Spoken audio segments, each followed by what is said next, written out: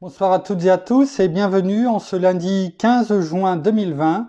Nous en sommes rendus à la méditation numéro 87 et nous allons sans plus tarder regarder comment cette méditation, comment ce psaume des temps modernes dans le livre les psaumes des temps modernes de notre ami pasteur Jean-François Denis, dont le livre, le lancement a lieu demain soir heure du Canada, 19h heure du Canada, 1h du matin, donc le 17 pour nous, parce qu'on aura passé le 16. Et donc, je suis très heureux de voir que enfin ce livre va pouvoir être sorti, parce que sa sortie avait été repoussée alors qu'elle devait avoir lieu le mois de mars dernier. Alors, le psaume 87 qui s'intitule « Prière de Jésus à son Père ». Merci Père, merci Seigneur, merci bien-aimé Saint-Esprit de conduire encore ce soir toutes choses et je rends toute pensée captive à l'obéissance au Christ afin que ton enseignement, bien-aimé Saint-Esprit, dans le nom de Jésus, puisse nous toucher, nous touche, non pas puisse, mais nous touche, et que vraiment cela soit, toutes les paroles que nous entendrons, trouvent un bon terreau, une bonne terre, afin de pouvoir y grandir. Amen. Prière de Jésus à son Père. La façon que Dieu utilisa pour glorifier son Fils fut trouvée par la mort de ce dernier. Il savait qu'à travers sa mort, beaucoup trouveraient la vie. Il savait alors que si plusieurs trouvaient la vie, son Fils en viendrait à être glorifié.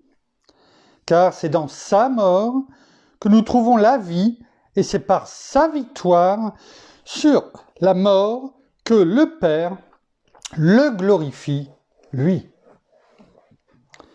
Il y a des épisodes où, dans nos vies, nous souhaiterions vivre tous ces moments glorieux.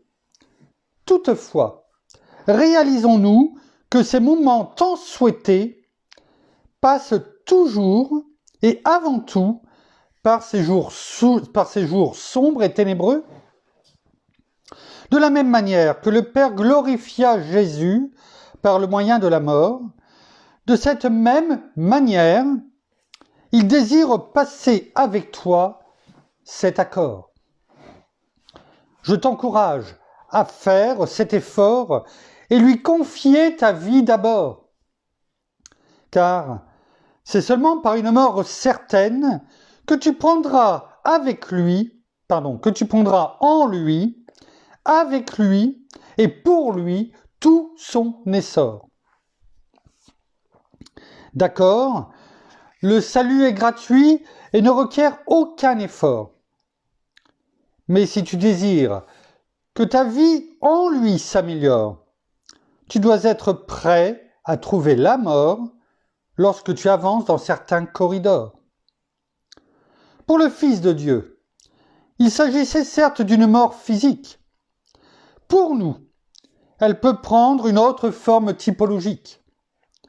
Dans mon texte d'aujourd'hui, la mort n'est qu'une représentation symbolique, où Dieu nous appelle à mourir à nous-mêmes, afin que nos vies expriment pour lui ce nouveau cantique. Cette mort à nous-mêmes, afin de vivre comme lui-même s'exprime à travers diverses tactiques. Elle nous presse à remplacer notre vieille tunique. Elle nous pousse à nous battre et à confronter notre raisonnement humain. Elle sollicite notre foi, notre espérance et une totale confiance en ce Dieu divin.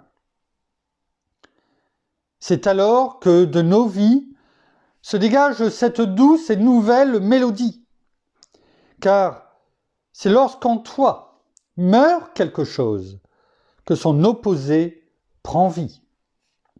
Par exemple, si en toi meurt l'orgueil, c'est donc que son opposé, l'humilité, en toi prend vie.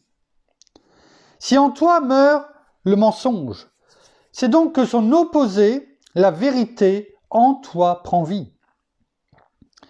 C'est ce que l'on appelle la loi de la semence. C'est au moment où la graine que nous avons semée meurt que cette pousse prend toute son effervescence. Et c'est cela que l'on appelle porter du fruit, pour lui. Et c'est cela qui le glorifie. Alors aujourd'hui, meurs à toi-même, meurs à tes passions, à tes pulsions, sème dans son écosystème et change de barème. Porte fièrement son diadème et fais davantage briller son emblème. C'est à ce moment-là que tu le verras résoudre tes problèmes et écrire sur les tables de ton cœur ce merveilleux poème. Merci Père, merci Seigneur, merci bien-aimé Saint-Esprit pour ce poème numéro 87 des temps modernes que tu nous as donné ce soir et que ta parole, ton enseignement bien-aimé Saint-Esprit, oui, à l'instar de ce que nous venons de lire, porte du fruit. Amen. Pasteur Jean-François nous laisse une référence ce soir qui est courte, qui se trouve dans Jean, chapitre 12, verset 24. Nous allons le prendre. Jean, chapitre 12, verset 24. Nous avions pu à un moment donné l'aborder, mais de façon très rapide. Et nous allons prendre le temps ce soir de rentrer un petit peu plus dans le détail.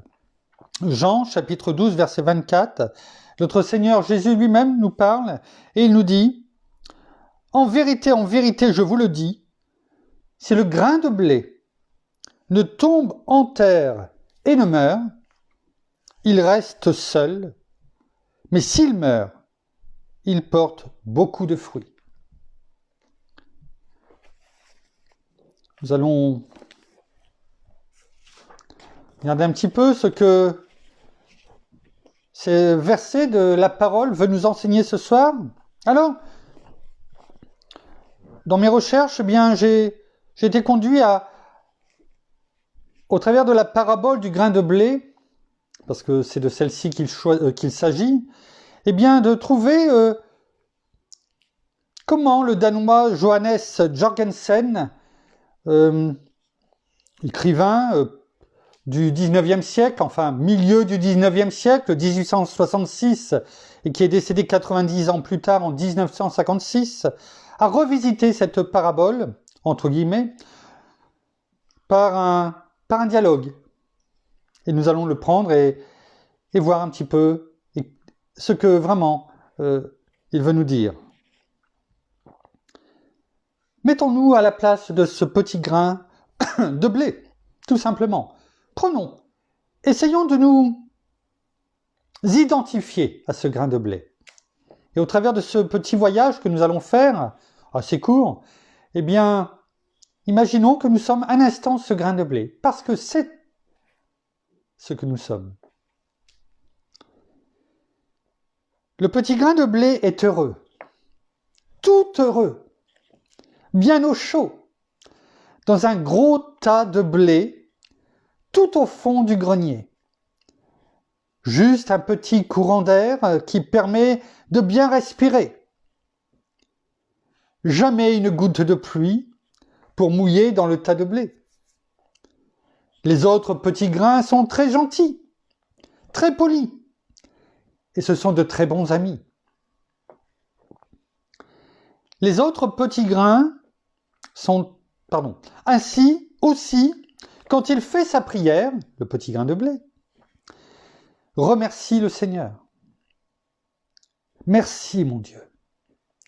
Je suis tellement heureux que je voudrais que cela dure toujours. Vous identifiez à ce petit grain de blé dans ce grenier avec d'autres, plein, ce tas de blé qu'il y a. C'est un peu nous dans le monde, avec toutes ces personnes. Ce bonheur est celui de l'homme qui vit avec les siens sans aucun souci. La vie se déroule tranquillement, au travail, en famille et avec ses amis. L'aspiration à un tel bonheur est légitime. Et il est important de remercier Dieu pour cela. Dieu n'est pas contre cela. Mais le Dieu véritable n'est pas le garant d'un tel bonheur, car c'est un petit bonheur au regard de celui auquel il nous appelle. Mais un jour, il y a un grand bruit dans le grenier. Des hommes arrivent avec de grosses pelles et notre petit grain de blé, avec tous ses copains, est jeté dans une charrette. Et la charrette démarre. Comme pour une promenade, au hasard des secousses, le petit grain de blé voit tantôt un coin de ciel bleu, tantôt des jolies fleurs, tantôt un papillon ou une coccinelle. C'est vraiment très joli. Bien plus beau que le grenier. Bientôt, tout le monde s'arrête au bord d'un champ bien labouré. Sans ménagement, les hommes jettent le tas de blé dans un coin du champ. Cela fait un choc. Mais c'est frais, c'est bon. Le grain de blé a le temps de faire une petite prière. Mon Dieu, je voudrais bien rester là, dans la fraîcheur, le plus longtemps possible. Au début de notre marche avec Dieu, nous apprécions ces bénédictions spirituelles. Il nous fait découvrir de nouvelles choses, encore plus belles. Nous faisons de nouvelles expériences. Et nous sommes encore plus reconnaissants envers lui. Mais le grain de blé n'a pas changé. Il demeure toujours un grain. Le Dieu véritable a de plus grands projets pour nous. Il veut nous faire porter du fruit. Pour cela, nous devons être transformés. Mais voici que le grain de blé s'enfonce dans la terre. C'est tout noir. C'est humide. Le petit grain de blé étouffe. Le froid le pénètre au plus profond de lui-même. Il fait une dernière prière. Mon Dieu, c'est fini. Je vais mourir. Ce cri est celui de milliers de personnes, pour ne pas dire des centaines, des millions de personnes. Qui n'a jamais dit, si Dieu existait, tout cela n'arriverait pas? Vous l'avez jamais entendu ça? Dieu paraît nous avoir abandonnés. Il paraît même nous avoir punis en nous faisant subir des épreuves. Et pourtant, c'est la main du Dieu véritable qui est à l'œuvre. En vérité, il veut nous faire croître. Il veut le meilleur pour nous. Mais pour cela, il faut accepter de mourir à soi-même et abandonner nos anciennes aspirations. Mais voici qu'il se passe quelque chose d'extraordinaire. Le petit grain se sent traversé par une force immense. Ça éclate en lui de partout. Et voilà qu'il devient une petite pousse de blé, puis une petite tige. Elle monte, la tige, elle monte. Vous la voyez monter. Elle perce la croûte de la terre et elle devient un épi de blé magnifique, avec au moins 60 petits grains de blé. Et tous ensemble, ils disent leur prière. Merci, mon Dieu, c'est toi qui nous donnes la vie. Alors, Jésus, notre Seigneur, dans ce passage, parle de sa mort. de sa résurrection, de sa glorification. Mais il nous montre également le chemin que nous devons suivre. Le grain qui se décompose dans la terre nous parle de sa mort. L'embryon, c'est-à-dire le germe, qui en sort parle de sa résurrection. Le fruit qui en résulte parle de sa glorification. Le grain de blé en lui-même n'est qu'un grain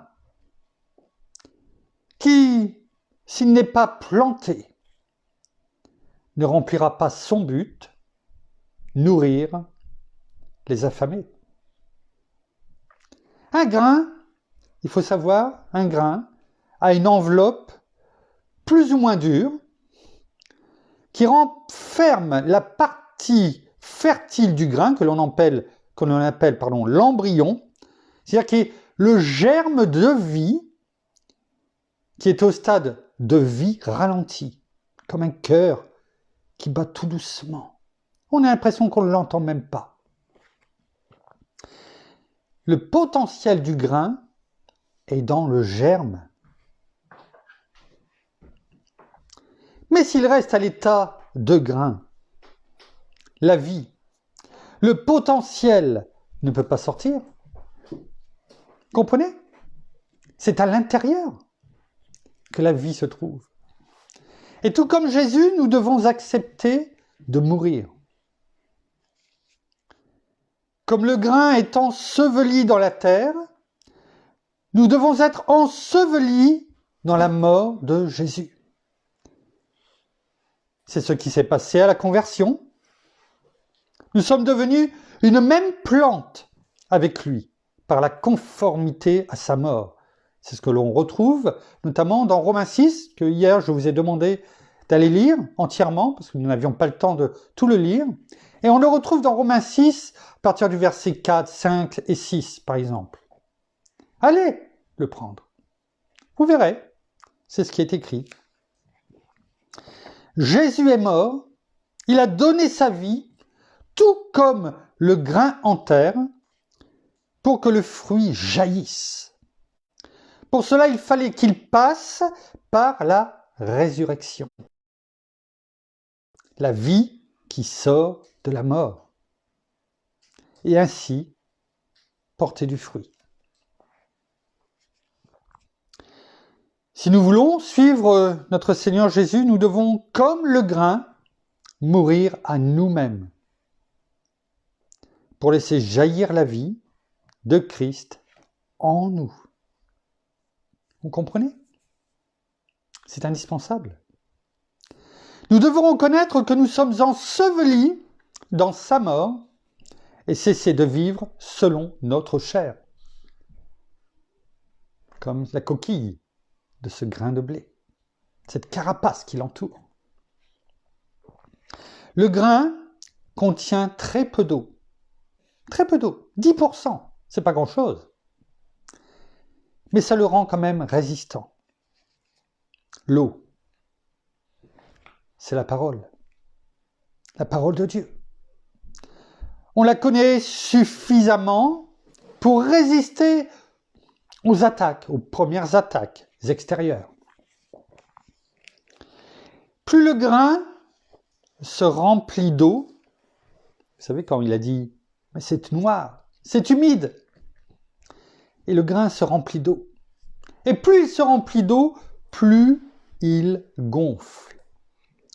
Et à un moment donné, il rompt, il casse l'enveloppe, laissant sortir le germe. Voilà comment ça se passe. Comprenez cette image? Lorsque la parole prend vie en nous et que nous la laissons agir, comme on le fait depuis maintenant des semaines et des semaines, Christ peut croître. Ce qui nous retenait éclate pour laisser passer la vie. Plus nous lirons la parole, plus l'enveloppe, notre chair, notre moi, craquera, laissant apparaître Christ. Cette enveloppe, au début, nous protégeait. Mais pour que nous puissions croître, nous devons la laisser tomber, la faire tomber. Faire tomber quoi? Le moi. Le moi doit disparaître. La coquille doit se retirer. Le grain, croît dans les deux sens. À l'air libre, comme on a pu le dire, mais aussi dans le sol, par les racines. Plus les racines se développent, plus il est résistant, solide aussi à l'extérieur. Rappelez-vous ce que nous avons pu dire lors de la méditation sur les 4 terrains. Une fois en terre, il commence à se nourrir, mais il y a une phase qu'il va falloir passer, celle de l'hiver.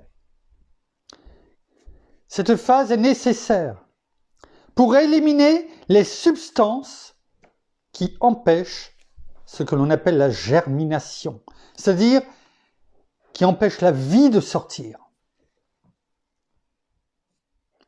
Ceci nous montre que nous devons accepter les épreuves, les échecs et la mort à nous-mêmes et ne pas nous révolter contre Dieu.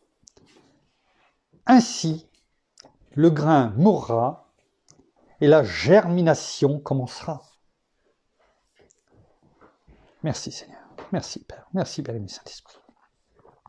Le grain ne prend vie qu'à condition de mourir. C'est la seule solution. Le grain est dans l'obscurité, dans la terre, loin du regard du monde. Il est seul. Nous devons également rechercher ces moments d'intimité avec Dieu, loin du regard des autres. C'est important, dans la prière, d'être en communion avec notre Père. Dans des conditions favorables, une seule semence peut produire des centaines de nouveaux grains. Oui. Je crois que tu as fait bouger en passant. Quelles sont justement ces conditions favorables? L'intimité avec Dieu et l'arrosage régulier, c'est-à-dire la parole tous les jours, comme pour le grain. La mort du grain apporte le fruit.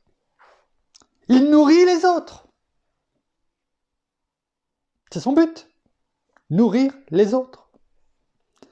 C'est le don de soi. C'est basculer en Dieu et non plus sur nous-mêmes. Terminer l'égocentricité. La mort du grain apporte les récoltes à venir. La mort du grain apporte les récoltes à venir. On pourrait prendre Hébreux 11.1. La foi, c'est quoi? C'est la ferme assurance des choses qu'on espère, la récolte.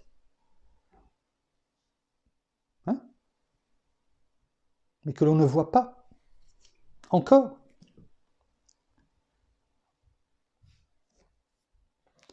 Le grain qui meurt est porteur de fécondité, qui le dépasse. Il ne l'imaginait pas au départ. Et le projette loin devant lui. Dans sa mort, sa résurrection, Christ a la vie de chaque être qui veut accepter son sacrifice. Je reprends cette phrase. Dans sa mort et sa résurrection, Christ a la vie de chaque être humain qui veut accepter son sacrifice. Rappelez-vous, Jean 3,16. Dieu a tant aimé le monde qu'il a donné son Fils unique afin que quiconque c'est-à-dire tout être humain, croit en lui, ne périsse pas, mais ait la vie éternelle. C'est cela, cette image. Dans l'acceptation de mourir à nous-mêmes, nous avons la vie de notre entourage. Conjoints, enfants, grands-parents, parents, petits-enfants, amis, collègues de travail ou personnes que l'on ne connaît pas.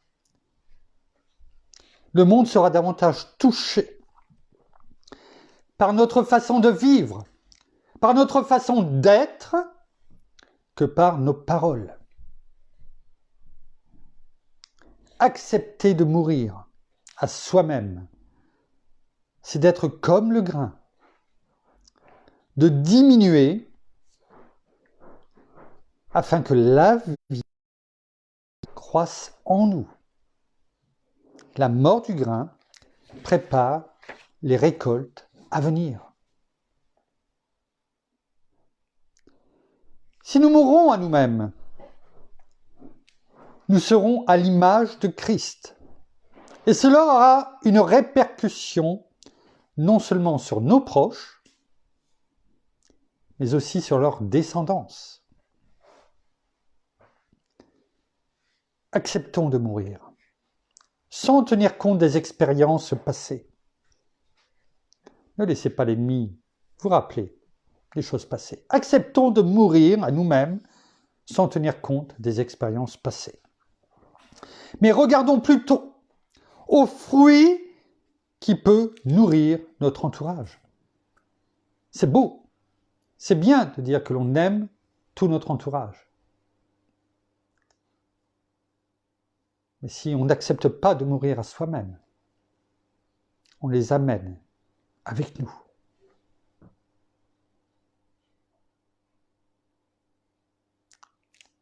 Accepter de mourir comme ce grain en terre, c'est s'oublier pour laisser la place à Christ. Ne dites pas, mais moi, je n'en suis pas capable. Je ne sais rien. Je ne suis rien. Car dans chaque grain, il y a les mêmes possibilités. Vous pensez qu'un grain plutôt qu'un autre, etc. Tout ce qu'on a pu dire pour un grain de blé, ce n'est pas la même chose pour le grain à côté? Si. Afin qu'il croisse, à l'extérieur ou à l'intérieur, il faut qu'il passe par le même processus. Et c'est la même chose pour nous. À la base, nous avons les mêmes possibilités. C'est juste une question de foi et de mettre à mort nous-mêmes et de rendre esclave notre volonté à l'amour de Dieu, à Christ Jésus notre Seigneur. Car il n'y en a pas un qui est mieux loti que l'autre. Comme le grain, tous les grains qui sont pareils, qui passent par le même processus, nous devons passer par le même processus. Donc arrêtons de dire qu'on ne peut pas, qu'on n'est rien, qu'on ne peut rien, c'est faux. Il est important que nous donnions notre vie pour lui, afin d'accomplir la volonté de notre Père. Tout comme notre Seigneur l'a fait, et être en communion avec Christ. Père, non pas ma volonté, mais ta volonté. Notre Père veut que nous soyons en communion avec Christ. En communion, et je dirais même en fusion avec Christ. Que nous ne fassions qu'un, comme notre Seigneur a prié cette magnifique prière sacerdotale, remerciant notre Père qui n'était que un avec lui, comme nous ne faisons qu'un avec lui. lorsque nous prenons cette attitude de mort. Dieu met en nous tout ce qu'il veut et ce qu'il attend de nous. Ainsi, le potentiel, la vie qui est en nous peut sortir vers l'extérieur. Nous marchons ainsi en nouveauté de vie, et c'est ce terme qui est employé notamment dans Romains 6 au verset 4. Nouveauté de vie, notamment dans la version Colombe ou la version aussi Louis II 1910 si je ne me trompe pas. C'est à la portée de tout le monde. C'est à la portée de tout le monde. Il suffit simplement de vouloir faire la volonté du Père comme Christ l'a fait à Gethsémane. En mourant à nous-mêmes. C'est-à-dire en laissant le Saint-Esprit œuvrer en nous, faisant mourir les œuvres de la chair.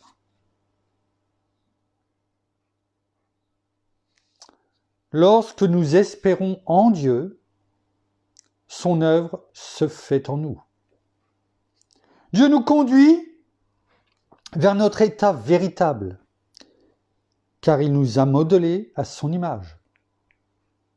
Il nous a fait à l'image de Dieu, de peu inférieur à Dieu.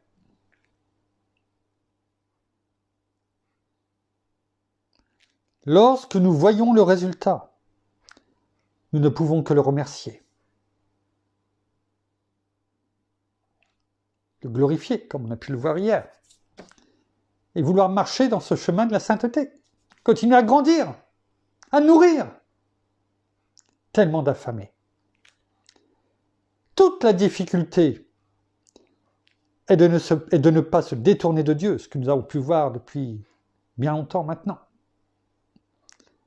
Quand nous sommes sous terre, mais de tendre vers lui, comme le germe, tend vers le soleil, qu'il ne voit pas encore, quand il pointe dans la terre, qu'il commence et qu'il conduit, même s'il est dans la difficulté, dans le noir, il continue à pousser jusqu'au moment où il sort, et qu'il voit le soleil, et qu'il prend de l'ampleur.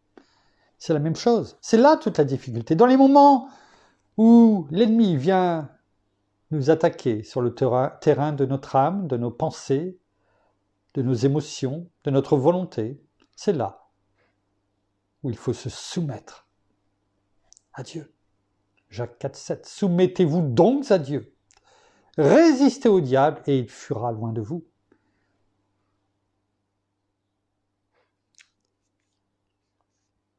Il deviendra alors ce qu'il est vraiment et parviendra à une plénitude de vie. Nous parviendrons à une plénitude de vie. C'est le but. C'était ce que voulait nous dire notre Seigneur Jésus au travers de cette parabole du grain de blé. Et ce que l'on peut dire, c'est que s'il en est déjà de la sorte ici sur terre, alors quand sera-t-il alors au ciel? Ça va être glorieux. Glorieux. Alors rappelons-nous, je l'espère en tout cas bien longtemps, de cette histoire du grain de blé, afin que la parole en nous soit encore plus vivante. C'est le but. J'essaye de me laisser conduire par notre bien-aimé Saint-Esprit à toujours avoir des images comme celle-ci, afin que les plus grands comme les plus petits puissent mieux comprendre la parole et ainsi la mettre en pratique. Alors merci Père, merci Seigneur, merci bien-aimé Saint-Esprit, une fois de plus pour ton enseignement que tu nous as donné encore ce soir. Merci. Merci. Oh, non, attends. Ah, T'es bon? Voilà. Oh, merci Seigneur encore pour cet enseignement. Merci encore pour nous éclairer dans la parole. Merci encore de nous montrer ce que tu désires pour nous, et ce que tu désires faire avec nous, tes enfants, chaque jour. Combien tu nous aimes et combien tu veux nous porter. Alors oui, sachons nous aussi faire notre part, et puis surtout, eh bien, laisser toutes ces choses du monde et vraiment laisser tout ce qui est de la chair, abandonner vraiment tout cela, rompre tout cela afin de mourir à nous-mêmes, afin d'être en toi et que tu sois en nous, que nous ne formions qu'une seule et même personne. Oui, merci parce que ton esprit, eh bien, habite en nous. Mais pour cela, renonçons à toutes ces choses du monde. Et oui, comme nous l'avons dit, renonçons à nous-mêmes, afin que tu croisses en nous et que nous diminuions, afin de pouvoir avoir la vie éternelle, parce que c'est toi, Père, qui nous donne la vie. Mais avant de nous donner la vie, il faut mourir à soi-même. Alors merci pour tout ce que tu fais dans nos vies. Merci de nous éclairer. Merci vraiment de nous laisser porter et de nous montrer ce qu'il faut faire. Oh oui, merci Père, dans le nom de Jésus. Amen. Amen. Merci. Voilà. Ainsi s'achève la méditation de ce soir. Nous vous bénissons abondamment, comme chaque jour. Nous vous bénissons de toutes ces bénédictions spirituelles dans les lieux célestes en Christ. Et nous vous donnons rendez-vous, si tout se passe bien, demain soir, au même endroit, à la même heure. En tout cas, bonsoir aussi à et bonjour plutôt à nos amis canadiens, parce que demain, c'est le grand jour. Nous te saluons, Pasteur Jean-François, et vraiment, nous vous souhaitons une très bonne soirée, une bonne nuit, et nous vous disons à demain. Au revoir.